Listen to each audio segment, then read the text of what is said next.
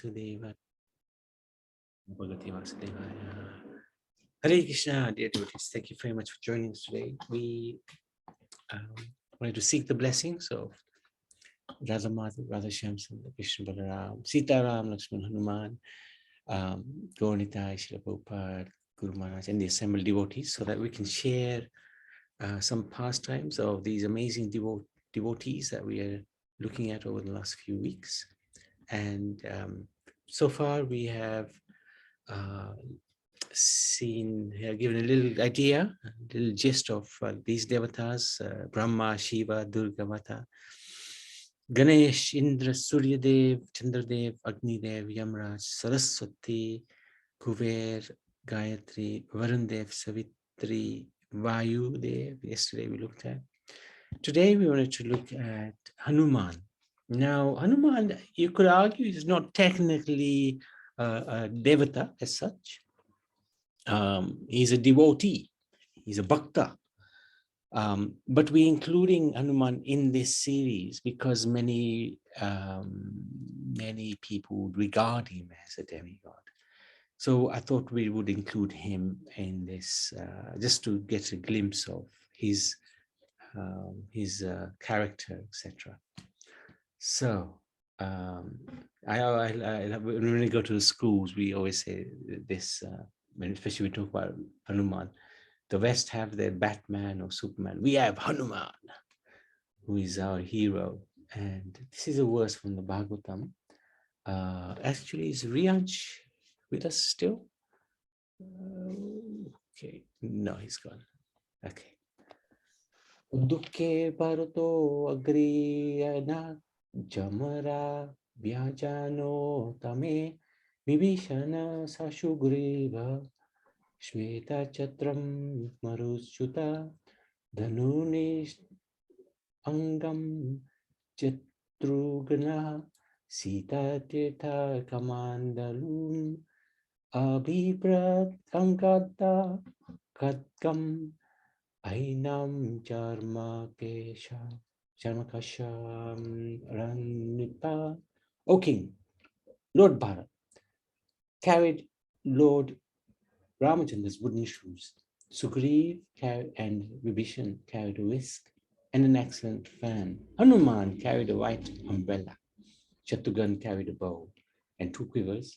Sita Devi carried a water pot filled with water from holy places. Angad carried a sword, and Jambavan, king of the Rikshas,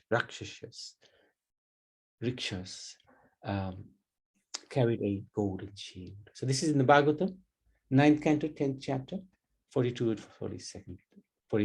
43rd verse. So this is a really nice picture which sort of embodies this description of Ram Darbar, basically. And there is Hanuman carrying this white umbrella, seated at the lotus feet of Lord Ramachandra. There are 8 immortal beings who still live in this world, known as Chiranjeevi. They have material bodies and have either been cursed or blessed to have a long life. They're as follows: Ashwatthama, he was cursed; King Bali, Vedvyas, Hanuman, of course, blessed to live on earth for as long as the name of Ram is chanted. And wherever the name of Ram is chanted, he is present. Vibhishan, Kripacharya, Pashuram, Rishi Markandeya. How did he appear? He's the son of Keshari and Anjana. Anjana was a heavenly maiden who was cursed to be a monkey woman by a powerful holy sage who had transformed into a monkey to do his spiritual meditation. She would be relieved from the curse only if she gave birth to a mighty son, incarnation of Shiva. Anjana did great austerities and pleased Shiva, who blessed her with an immortal son. When Vayu was delivering the sweet rice to Maharaj Dasharath, at the same time he delivered Shiva's divine sweet rice to Anjana and blessed her with a son with his and Shiva's qualities. So that's why Hanuman is known as Pavan Putra, his son of wind god. And he's also a partial incarnation of Shiva, son of Shiva as well. Anjana gave birth to a monkey-faced child, named him Anjaneya, meaning son of Anjana. No sooner Anjana was released from her curse and wished to return back to heaven. Sorry, no sooner Anjana was released from her curse, she wished to return back to heaven. Hanuman's father took care of Anjaneya, and he grew up to become a strong and but mischievous young boy. That's his little idea. Anjana gave birth. The structure of Valmiki Ramayana is arranged in the following khandas. So there's Balkand, where is the book of youth, Ayodhya Kand, where Ramachandra has his pastimes in Ayodhya, Aranya, in the forest, Kishkinda, when he was together with the monkeys, Sundarkund, book of beauty, Yudhkund, the fighter, and Uttarkund, conclusion. Hanuman first appears in the beginning of the fourth book, Kishkinda, initially playing a minor role as one of the 5 emissaries sent by the monkey king Sugriv to discover the identity and intentions of Ram. So this was his initial role. Towards the close of Kishkinda, however, it became clear that Hanuman is no small character. And in the next book, Sundarkand, Hanuman dominates the stage. His beauty, Valmiki named Sundar beauty because of Hanuman. He's very, very beautiful. His speed, he was very fast, he's extremely strong, very wise, courageous. And most importantly, he was devoted. There are many lessons for us to learn from the glorious pastimes of Hanuman. In the Uttarakhand, the sage Valmiki tells of Hanuman's birth and childhood pastimes. As a young child, Hanuman once mistook the sun for a fruit. When Hanuman tried to capture the sun, the demigod Indra knocked Hanuman down and broke his jaw with a thunderbolt, his Vajra. This made Vayu very angry. And we were talking yesterday about how Vayu was so angry, he withheld the air from around the universe, and the universe was getting choked. So the devatas, they approached Brahma and requested, how can we become protected? Please pacify Vayu, which they eventually did. Hanuman's compassionate father, the wind god, then induced other devatas to shower Hanuman with extraordinary boons. And this accounts for his well-known physical prowess and supernatural abilities. So this is Hanuman jumping, and actually at one point he swallows the sun up. In youth, Hanuman playfully vandalized the ashram of forest ascetics, who reacted by cursing him to forget his powers until he was reminded of those powers. Hanuman would then come into his own and use these powers for the ultimate good of all and serve Lord Rama. So he used to do so many mischievous things, and the sages, they thought, okay, you're so powerful, you should forget all your powers. Only when somebody reminds you, because they'll remind you for a good purpose, then you'll remember your power. When Ramachandra was approaching the kingdom of Sugriv, the latter sent Hanuman to check the motives of Ram and Lakshman.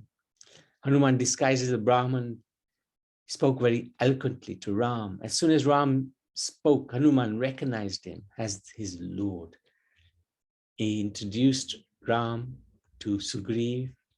Hanuman reminded eventually Sugriv of his obligations towards Ram, because the rainy season had come, and Sugriv had again conquered, regained his kingdom thanks to the help of Ram. And because it was rainy season, they were not doing too much. And Sugriv was lost in enjoyment or due to his newly found kingdom and wife, etc. And Hanuman reminded him, hey, you made a promise to Ram to help him. You have to now live up to your word. Eventually, Ram then also gave his ring to Sita Devi. Eventually, Hanuman's party is successful via Sampati. So this is a very nice painting where Hanuman is receiving the ring, the emblem of Ram. And Jambavan, Hanuman, they were wondering how we can't find Sita anywhere. And Sampati said, hey, she's across the ocean in Lanka. And then they were at Rameshwar at that time. And Hanuman was thinking, how are we going to get across to Lanka? And Jambavan reminded him of his powers. And this is the beauty of Jambavan. He's a great leader. He didn't take any credit. He didn't go around saying, hey, I am the one who reminded Hanuman. But Jambavan, a very capable leader, and he reminded Hanuman, actually, you can do it, young man. Hanuman, he climbs a mountain, he flies like an arrow. There were 3 tests that were put before Hanuman. There was Mainak, the grandfather, who Hanuman needed to respect him. But he was in the way because Hanuman wanted to jump right across. But still, Hanuman showed his full respect to the grandfather. Then there was Suras, who had received a boon from Brahma, that anything crossing the ocean will have to enter her mouth. And here Hanuman became smaller than the smallest, quickly entered her mouth and came out again. And there's a nice lesson of humility to learn there. Not to think less of oneself, but to think more of others, to think of oneself less. Oh yeah, this is nice. To think, not to think less of oneself, but to think of oneself less. It's a little bit of a tricky saying, but basically the point is not to think less of what we shouldn't demean ourselves, but we should think less of ourselves. Right? That way, we're always positive. We're always willing to serve like Hanuman, without thinking, oh, I can't do this. I can't. I. No, the I is removed, and it's how can I serve? How can we serve? And there was Simhika, who caught Ram's shadow. And again, Hanuman's shadow, and Hanuman amazingly deceived her as well. Hanuman slapped Lankini, and Lankini became very happy because had been foretold that the day a monkey slaps her is the day when she'll be able to give up Ravan's service and go to Ram. So she was very pleased. Lankini is like the, I think, the protector of Lanka, like that. And Hanuman, he saw Tulsi in Lanka, and he realized, hey, Tulsi is here. There must be a devotee here. And of course, there was an amazing devotee called Vibhishan. Hanuman eventually finds Sita, and he very cleverly reassures her. He doesn't come right in front of her straight away, because he knew that she might be a little bit disturbed, because he looked a little odd, a monkey. He thought, she would be thinking this is Ravan playing another trick on her. So he was on a tree and he was reciting Ram's glories, and Sita became very attracted, and then eventually slowly revealed himself. And he reassured Sita in many different ways. Eventually he was caught by the army, taken before Ravan. Ravan abused him, but Hanuman was a phenomenal match for Ravan. And eventually Ravan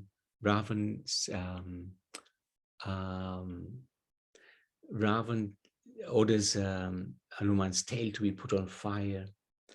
And Hanuman didn't want to make any mischief, because he knew if he made too much mischief, Ram would not be happy. But hey, they've put his tail on fire, and the monkeys, they hop around everywhere. And he hopped around everywhere in Lanka, and he burnt the whole place down. And then he returns to Ram with his army, and his first words were found. And then second one was Sita, and then third was I. So he shows himself very humbly, and he's showing his sensitivity. He's found. So he wanted to reassure Ram that we have found. And who have we found? Sita. And then at the end, he says, I found her.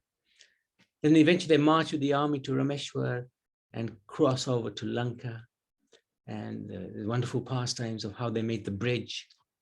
And here we can see Ram and Lakshman being carried by Hanuman across the bridge to Lanka.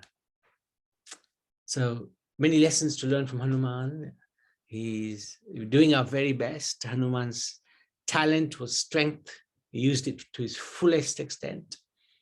When Sita Devi was kidnapped by Ravan, Hanuman jumped and played with playful disregard across thousands of miles of oceans to warn Ravan to release her. When Ravan refused and launched an attack on him, Hanuman proceeded to kill 80,000 of Ravan's Rakshas soldiers, and even told Ravan, I think it was him, who said that I am, if you're wondering how strong Ram's army is, I'm the weakest out of all of them. So, and he also killed Jambumali, 7 sons of Ravan's ministers, and 5 commanders of Ravan's armies. Finally, Ravan's own son, Akshay Kumar, was killed by him. He set fire to the entire city of Lanka. This is Hanuman in the court of Ravan.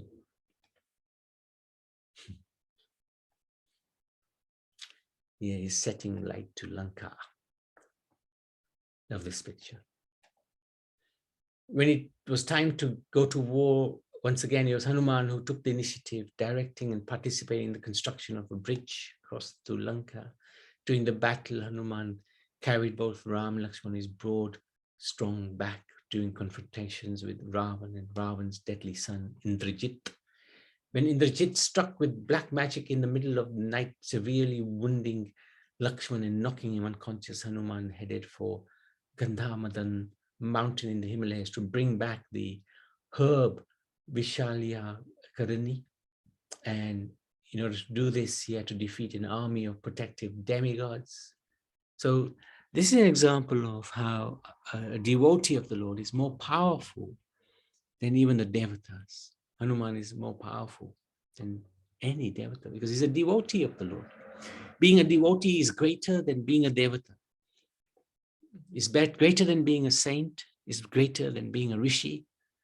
It's greater than being even one of the Sapta rishis.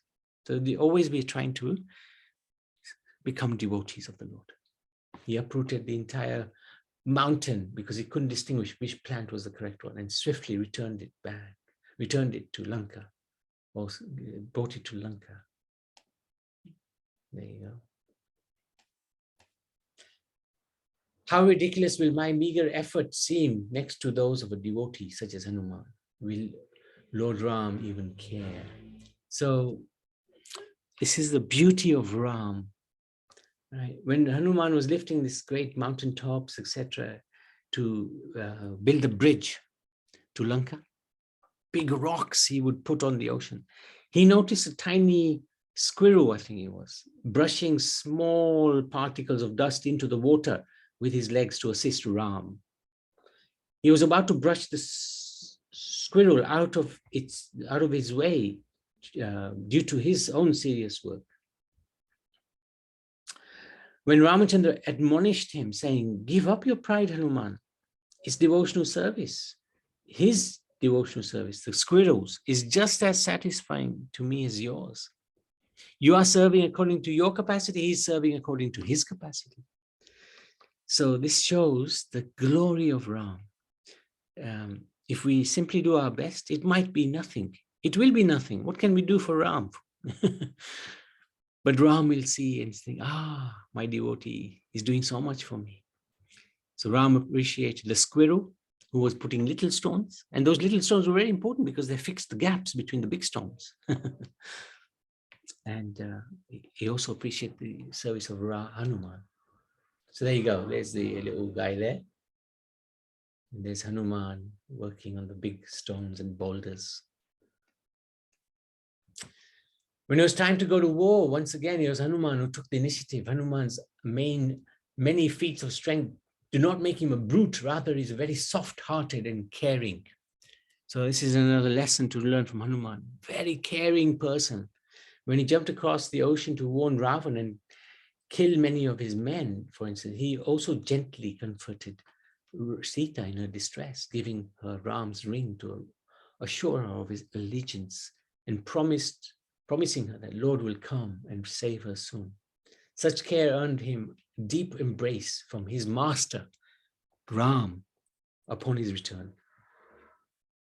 When the battle had ended and Lord Ramachandra had killed Ravan, Hanuman once again visited Sita, who was still in captivity, and brought life and joy back to her when he told her the good news. He then personally took her to meet her husband. The Lord deeply appreciated such service, favoring Hanuman by presenting him with Sita's gold necklace and granting him unflinching devotion, pure devotion to himself, Ram. Another lesson to learn from Hanuman is simple. Devotee is dedicated to doing whatever will please Ram. When Hanuman was delivering Ram's message and ring to Sita, when she was being held captive by Ravan, he saw her applying reddish vermilion, known as Sindhu or kumkum, imparting in her hair. And he asked what the purpose was. And she explained that this is to make Ram strong and healthy and wise and rich. So then Hanuman himself dived into a whole bucket of kumkum, covered himself. And then Ram inquired, "What are you doing, you foolish monkey? Why are you covered in your kumkum?" And then he explained, if Sita's little bit of kumkum can give you so much, I thought I'd dive into the kumkum so that you can be glorious throughout creation. So very simple. When it was time to go to war, once again, it was Hanuman who took the, oh no, done that.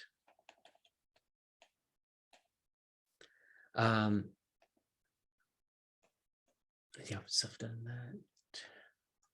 When he returned to the other side of the ocean, when Ram was preparing his,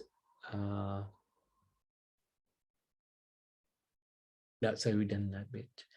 He had great faith in the name of Ram. There's many pastimes of how the holy name of Ram is even more merciful than the Lord himself. So it is stated in the scriptures that whenever Ram Katha, stories about Ram, are recited, Hanuman comes to listen. He makes every endeavor to increase the bliss of Ramachandra's devotees, both in ancient times and even today. The immortal Hanuman has vowed to remain in this world as long as the holy names of Ram are chanted. One time he met Krishna, and he said to Krishna, "You are wonderful, my dear Lord, but my Lord is still Ram." Krishna is the source of Ram, but yet Hanuman completely dedicated to Ram. He met Bhim before the battle of Kurukshetra, and he blessed Bhim to become very, very strong. And he promised Bhim, "I will be with you in the battle of Kurukshetra." And he was there. He was there in the form of a flag on Arjun's chariot.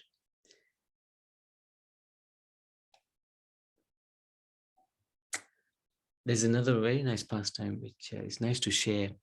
One time Narad Muni questioned Ramachandra because he had heard about a list of devotees that Ram had who always think of Ram.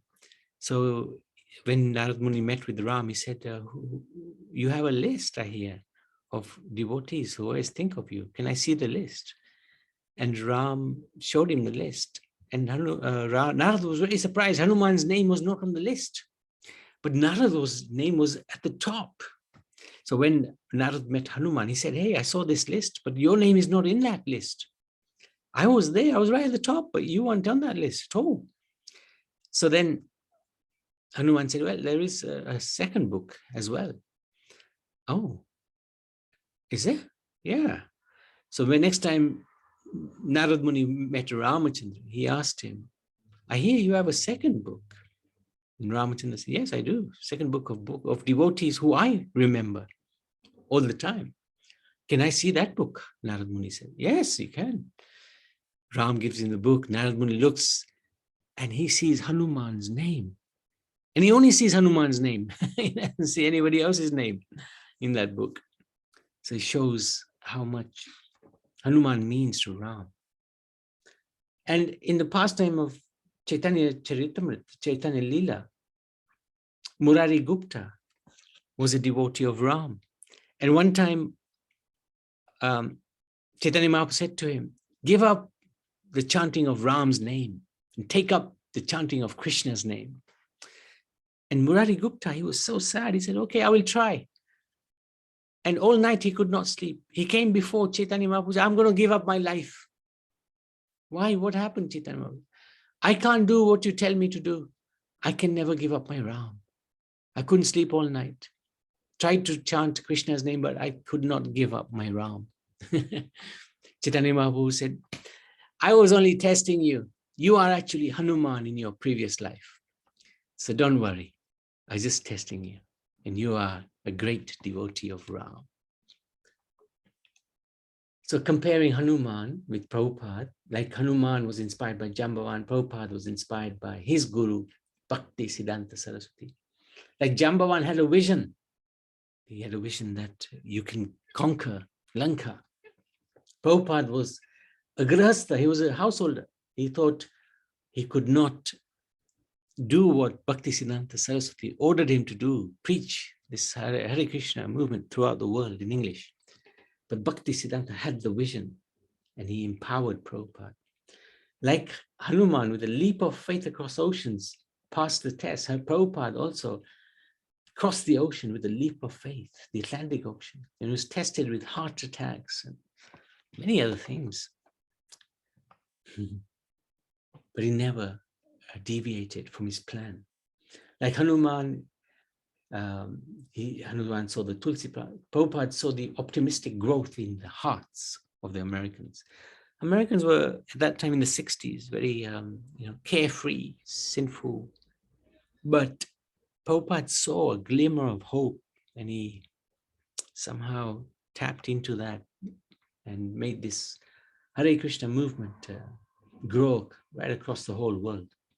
Like Hanuman revived Sita from Lanka, Prabhupada revived Bhakti in the West. Bhakti was almost dead until Prabhupada came. Like Hanuman's tail was set on fire, Prabhupada was hampered in so many ways. He had no facilities, but he set the world on fire through Krishna consciousness, the Krishna conscious explosion. Like Hanuman used monkeys for the battle, Prabhupada engaged monkeys like us to serve the Lord at the same time, considering himself unworthy. Srila Hanuman ki jai, Prabhupada ki jai. This is Hanuman, this is it, in this kumkum, covered himself. And he's regarded the greatest servant of Lord Rama. And he's an amazing personality. And this is a pastime between Bhim and, yes, that's right, because Bhim, he tested Bhim. Okay, you think you're strong, then just try to lift my tail. And Bhim couldn't lift his tail. He realized, hey, this is no ordinary person. And both of them are brothers because Vayu is the father of both.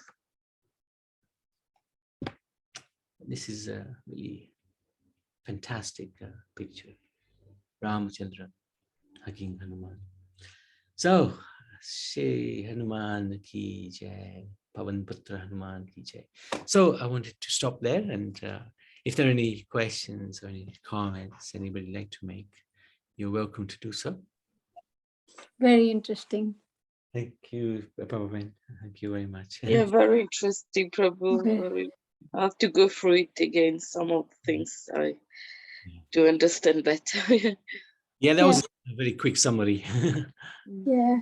The only one thing you said about Narad, that he asked the book for Ram, Yeah. that I wanted to see the names.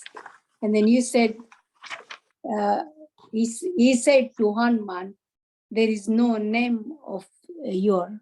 And then Hanuman said, there is another book, which I have never heard. So could you explain me that? Okay, so what happened? It's not Hanuman who said that. It's Hanuman actually said, yeah, there are two books. Yeah. So one book was where the devotee remembers Ram, and Narad Muni is on the top of that, right? Yes. Hanuman is not in that book.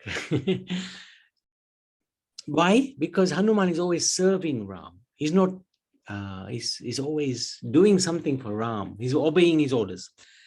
But this other book, it's where it's not the devotees thinking of Ram, but Ram who's thinking of the devotees. Oh, right. Yes, yes. That book only has Hanuman's name, because Hanuman is Ram is always thinking about Hanuman. And then in the whole book, it was only Hanuman's name. Hanuman's name. And then when Narad got the book in his hand, and Yeah. then he found out, He found this how important Hanuman is. Hanuman was, and only Hanuman name was in that book. This I didn't knew, so I knew today. I said there were two books. Okay, thank you very much. Thank you so much. Thank you. Yeah. Amazing pastime. Very nice, very interesting. Okay, thank you so much. Thank you. Sita Ram Lakshman Hanuman ki. Okay, Jai.